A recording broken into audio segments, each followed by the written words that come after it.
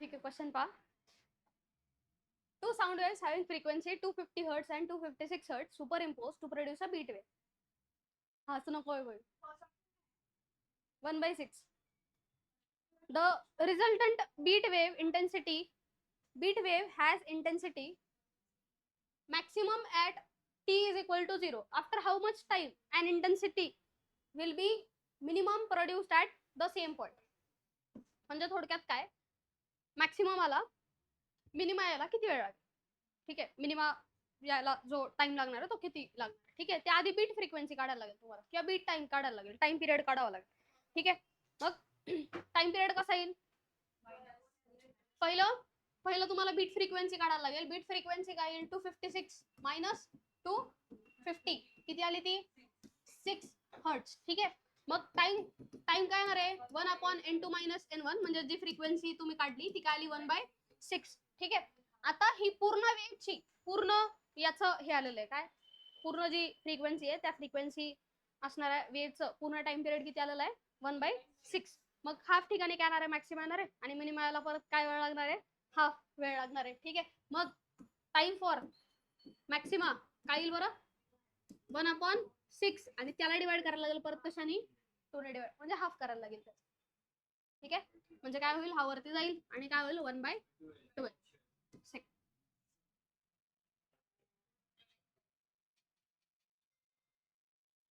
ठीक आहे, पुढचा प्रश्न. A pipe 60 centimeter long and open at both ends produce harmonics. Which harmonic mode of pipe resonates a 2.2 kHz म्हणजे kilohertz source. म्हणजे काय सांगितलंय, एक पाईप आहे, लेंथ किती आहे त्याची 60 सेंटीमीटर लेंथ आहे. ठीक आहे, आणि ओपन ऍट बोथ एंड्स आहे, हार्मोनिक्स प्रोड्यूस करतो. Which harmonic mode of pipe resonates with, म्हणजे ही जी फ्रिक्वेन्सी आहे किती फ्रिक्वेन्सी 2.2 किलो हर्ट्ज. तर याच्यात कोणती हार्मोनिक येते त्याच्यासोबत रेझोनेट करते म्हणजे त्याच्या इक्वल येते. ठीक आहे, त्या फ्रिक्वेन्सीच्या इक्वल आली तर रेझोनन्स क्रिएट होतो ना. रेझोनन्स कधी बनतो ज्यावेळी नॅचरल फ्रिक्वेन्सीला दुसरी कोणतरी फ्रिक्वेन्सी मॅच झाली तर त्यावेळी काय होतो रेझोनन्स क्रिएट होतो. मग ह्या फ्रिक्वेन्सीला रेझोनेट करणारी फ्रिक्वेन्सी कोणती असणार आहे 2.2 असणार आहे किलो हर्ट्ज वाली. तर त्यावेळी ती कोणती हार्मोनिक आहे, किती हार्मोनिक आहे ते फाइंड करायचं. किती हार्मोनिक काय फाइंड करायचंय, कितवी हार्मोनिक आहे ती फाइंड करायचं. मग त्यासाठी पाईप कोणता आहे ओपन ऍट बोथ एंड्स आहे. ओपन ऍट बोथ एंड्स मध्ये सगळ्या हार्मोनिक्स. फॉर्म्युला काय बरं त्याच्यासाठी n is equal to v/12 हा फॉर्म्युला आहे. ठीक आहे, मग n इज इक्वल टू याला असं लिहिलं चालेल का, याला आपण फ्रिक्वेन्सी n म्हणूयात आणि ठीक आहे याला nth हार्मोनिक आहे ना हे सांगायचे आपल्याला. ठीक आहे, तो हा n डॅश फाइंड करायचा आपल्याला, किती हार्मोनिक किती फाइंड करायचे n डॅश इंटू v/12 हा n डॅश आपल्याला फाइंड करायचा आहे. ठीक आहे, हार्मोनिकचा फ्रिक्वेन्सी माहिती आपल्याला किती आहे, ती हार्मोनिकची फ्रिक्वेन्सी किती आहे 2.2 किलो हर्ट्ज आहे ना. मग 3 झिरोज ऍड करायचे 2.2 किलो हर्ट्ज आहे म्हटल्यानंतर काय करणार 10⁻³ ने मल्टिप्लाय करणार म्हणजे 2200 ही आली. फ्रिक्वेन्सी किती आहे 2200 is equal to n dash v ची व्हॅल्यू वेलोसिटी ऑफ साऊंड किती आहे 330/2 आणि लेंथ किती आहे 60 सेंटीमीटर आहे. त्याला मीटर मध्ये करावं लागेल म्हणजे काय होईल ते 60 × 10⁻². या टर्म सगळ्या इकडे शिफ्ट करा म्हणजे काय येईल किती येईल ते शिफ्ट करून घ्या. हा 2200 into 2 into 60 into 10⁻² upon 330. Correct correct. मग काय येईल ते याला 11 ने केलं म्हणजे 2 जा आणि 0 0, याला 11 ने केलं 3 जा आणि 0 30. ठीक आहे, हा 0 0 जाईल 3 1 जा 3 2 जा म्हणजे 2 × 2 4 झाले 4 × 200 म्हणजे किती आलं 800. 800 इंटू 10⁻² म्हणजे 0 काढला म्हणजे किती आली 8. म्हणजे ही किती हार्मोनिक आहे 8 हार्मोनिक आहे. ठीक आहे, किती हार्मोनिक आहे 8 हार्मोनिक आहे. नंबर ऑफ हार्मोनिक काढायचे फक्त किती येते समजलंय का. पुढचा question. A source and listener are both moving towards each other. कसे येत आहेत towards each other. Towards each other त्यासाठी कंडिशन काढावी लागेल. काय येते अपॅरंट फ्रिक्वेन्सी जी येते ती अपॅरंट फ्रिक्वेन्सी येते n v plus minus v not upon V plus minus VS असं इक्वेशन. बरोबर. आता काय करतायत ते टुवर्ड्स इच अदर मूव्ह होतात ना. टुवर्ड्स इच अदर याचा आता फ्रिक्वेन्सी काय झाली पाहिजे, इन्क्रीज झाली पाहिजे. फ्रिक्वेन्सी इन्क्रीज करायची आहे तर वरची साईन कोणती येणार, प्लस, खालची काय येणार मायनस. म्हणजे n dash is equal to काय येईल, n in bracket v plus v o upon v minus v s हा फॉर्म्युला येणार आहे. ठीक आहे. आता बघ काय, a source and listener are both moving towards each other with speed v by 10. सोर्सची पण ऑब्झर्वरची पण दोघांची पण स्पीड काय आहे, v by 10. If frequency of sound note emitted by the source is n, then the frequency heard by the listener म्हणजे ही apparent frequency listener जो here करणार आहे ती फ्रिक्वेन्सी आपल्याला फाइंड करायची आहे. काय करणार फक्त n in bracket v plus v by 10 upon v minus v by 10. बरोबर. 10 इकडे जाईल म्हणजे 11 बाय काय येईल ते 11 बाय 10 अपॉन 11v. ठीक आहे. आणि अपॉन 9v बाय 10. 10 जाईल, v जाईल म्हणजे काय राहिलं 11 बाय 9. म्हणजेच n डॅश इज इक्वल टू काय आला, n into 11 by 9 option point मध्ये. ठीक आहे. ऑप्शन पॉइंट मध्ये काय येईल, 9 1 जा पॉइंट 10 राहिला, परत 9 1 जा म्हणजे 1.1 च्या याच्यात काहीतरी यायला पाहिजे म्हणजे ऑप्शन ए. अरे याला अप्रॉक्सिमेट केलं ना आपण. ठीक आहे. 1.111 येणार ना, मग त्याला अप्रॉक्सिमेट करून काय होतो 1.2 होतो ना, 1.11 नाही. ठीक आहे. म्हणजे पण 1.1 नाही ना आला आपला आन्सर, आपलं काय आलं 1.11 आलं ना आन्सर. आणि पुढे रेकरिंग होतोय 1 2 येतो. कसं काय 2 आलं, 9 1 9 2 राहिला 20 बरोबर. हा 1.2 येतं, 2 येतं ना रेकरिंग, परत 2 राहतो, 2 रेकरिंग येतं. बरोबर. समजलंय का. ठीक आहे. पुढचा क्वेश्चन पहा. Two uniform strings A and b. थांबा एक मिनिट, क्वेश्चन त्याच्यावर वाचता येत नाही.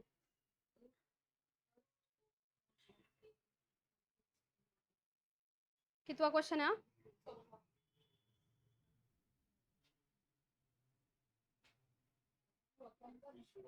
हा पहा काय क्वेश्चन आहे. Two uniform strings A and B made of steel are made to vibrate under same tension. Same tension ना त्यांना काय केलंय आपण, व्हायब्रेट केलंय. If first overtone of A चा फर्स्ट ओव्हरटोन, हे नाही म्हणलेलं हार्मोनिक नाही म्हणलेलं, काय म्हणलं त्याचा फर्स्ट ओव्हरटोन. फर्स्ट ओव्हरटोन म्हणजे किती हार्मोनिक असते, सेकंड हार्मोनिक असते. ठीक आहे. Is equal to second overtone of b. ठीक आहे. म्हणजे थर्ड हार्मोनिक आला. If the radius of A is twice that of B, the ratio of length of string B to that of A is. त्याआधी condition काय दिलेलं आहे त्या बघून घ्या. कंडिशन काय दिली, द सेकंड ओव्हरटोन ऑफ ए हे काय येतं, सॉरी फर्स्ट ओव्हरटोन ऑफ ए हे इक्वल आहे कोणाला, सेकंड ओव्हरटोन ऑफ बी ला. म्हणजे काय थोडक्यात सेकंड हार्मोनिक आणि थर्ड हार्मोनिक दोन्ही काय इक्वल यात सांगितलं आपल्याला. गिवन कंडिशन ही आहे. आणि काय दिलेलं आहे, इफ रेडियस ऑफ ए चा रेडियस किती आहे, ए चा रेडियस म्हणजे कोणता, if radius of a is twice that of b म्हणजे ट्वाइस दॅट ऑफ बी. बरोबर का, का उलट लिहिलंय,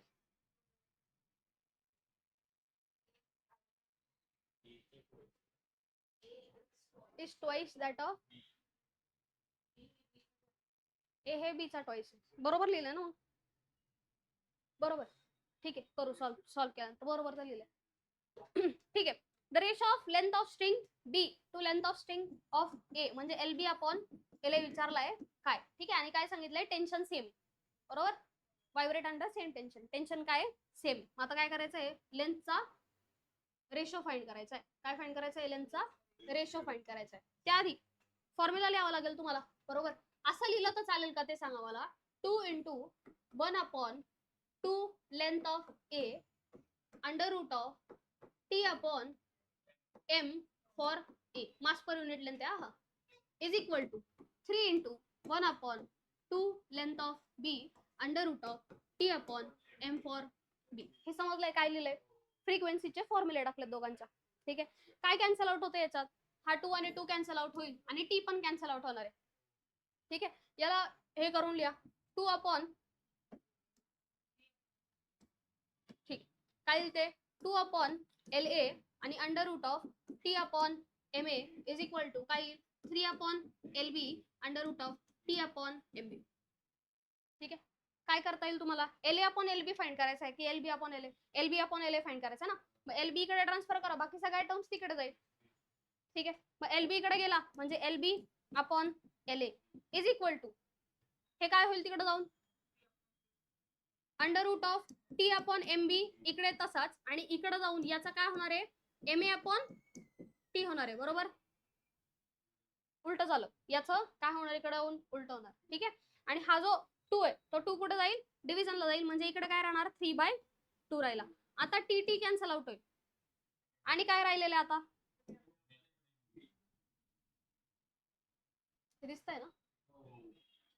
ठीक, तर आता काय राहिलंय LB/LA इज इक्वल टू 3/2 आणि अंडर रूट ऑफ MA/M. आता सगळ्या कंडिशन्स आपल्याला यूज करायच्या आहे. LB/LA is equal to 3/2 under root of MA/MB ना.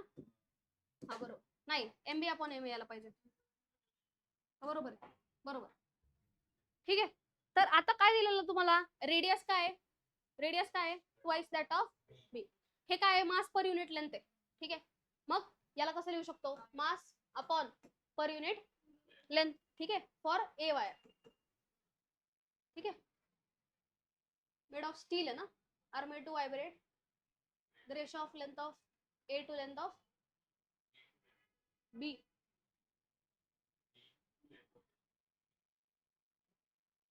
मग L परत कॅन्सल आउट होतो ना रे, त्याला शिफ्ट करायला लागेल पूर्णच. म्हणजे हे मास पर युनिट लेंथ आहे ना, मग मास पर युनिट लेंथ याला काय लिहू शकतो आपण, नाही बरोबर आहे बरोबर. ठीक आहे, तर काय येईल ते M/L, आणि A वायर साठी आहे ना, मग त्याचा मास काय येईल, मास काचा फॉर्म्युला काय व्हॉल्यूम इंटू डेन्सिटी. बरोबर, density is equal to mass upon volume असतो. मग हे काय येईल डेन्सिटी इंटू व्हॉल्यूम. मग व्हॉल्यूम कोणाचं घेणार,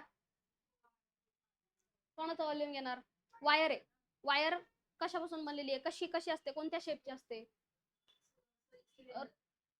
स्पिअर थोडी असते, कशी असते सिलेंडर असते ना वायर. ठीक आहे, म्हणजे काय आली ती πr² L अपॉन L आणि इंटू रो. हे कॅन्सल आउट होईल आणि काय राहील πr² रो. ठीक आहे, πr² रो याच्यात पुट करा. ठीक आहे, काय येईल मग ते, आणि सेकंड वायरचं पण तसंच. ठीक आहे, काय येईल मग ते 3/2 under root of πr for A चा square into density πr for B चा स्क्वेअर इंटू डेन्सिटी. जे कॅन्सल आउट होतं ते कॅन्सल आउट करा. RA/RB चा रेशो दिलेला तुम्हाला इथे. RA/RB इज इक्वल टू काय येणार,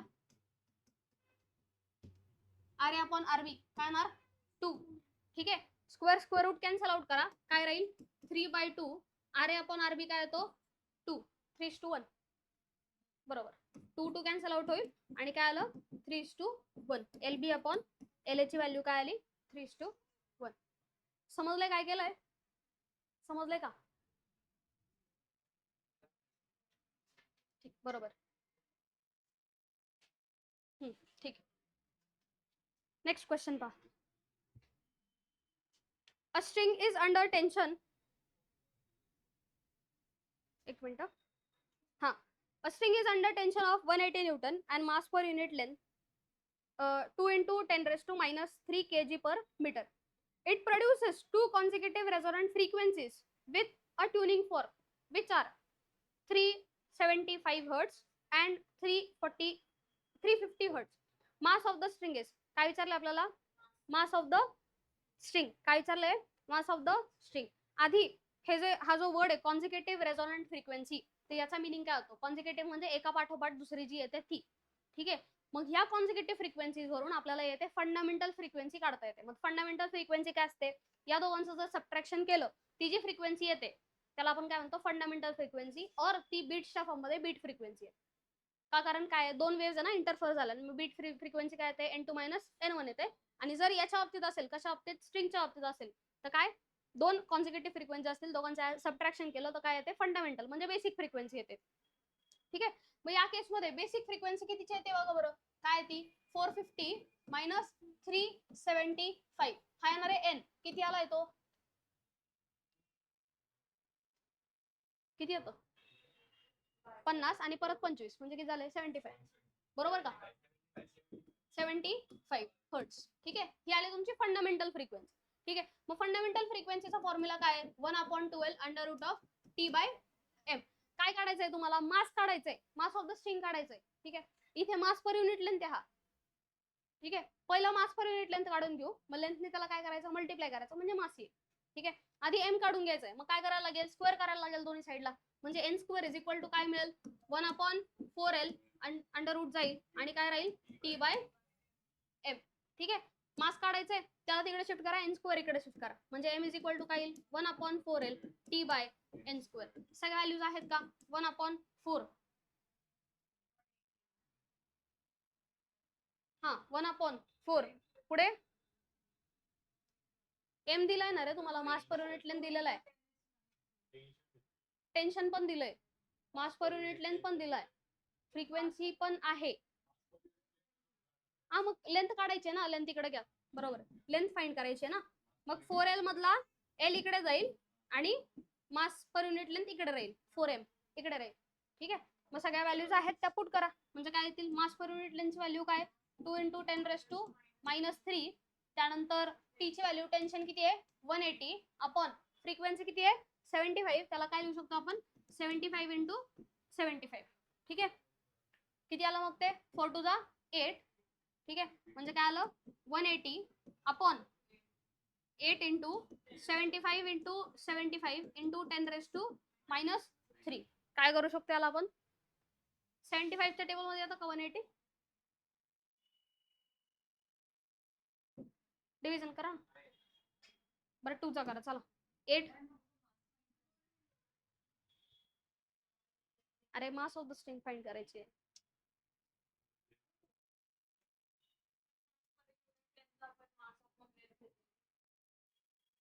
घेऊ शकतो ना, मग डिरेक्टलीच काय करायची काय गरज आहे? मला वाटलं लेंथ फाइंड करायची आहे. लेंथ दिलेली आहे पण ना? नाही, लेंथ नाही दिलेली.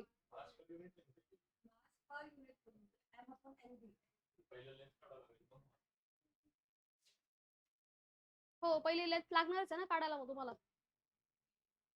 बरोबर आहे ना, लेंथ काढावीच लागेल पहिली.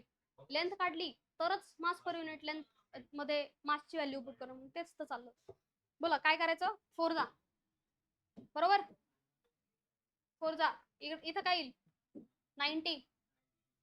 आता करंट डिव्हिजन लवकर, कंटाळा होतो डिव्हिजन करा लवकर. 2 जा 45. मग कितीच्या टेबल मध्ये येतो? परत 5 ने करू जाऊ. चला 5 9 जा.